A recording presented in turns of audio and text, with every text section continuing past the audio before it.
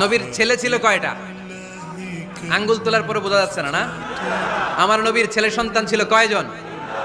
ছোটবেলাতেই এদেরকে উঠায় নিল কে? বেঁচে থাকে নাই, ছোট্টবেলাতেই ইন্তেকাল। যখন ছেলে সন্তান 3 জন মারা গেল, কাফেররা ধোঁয়া তুললো, নবীর বংশ নির্বংশ হয়ে যাবে। মুহাম্মদ তুমি হলো আবতার, নাউযু বিল্লাহি মিন যালিক। আবতার মানে নির্বংশ, লেজ কাটা। আবতার মানে নির্বংশ, লেজ কাটা। আমার নবীকে নির্বংশ লেজ কাটা বলে গালে দিতে দেরি, কিন্তু কোরআনের আয়াত নাজিল হতে দেরি নাই।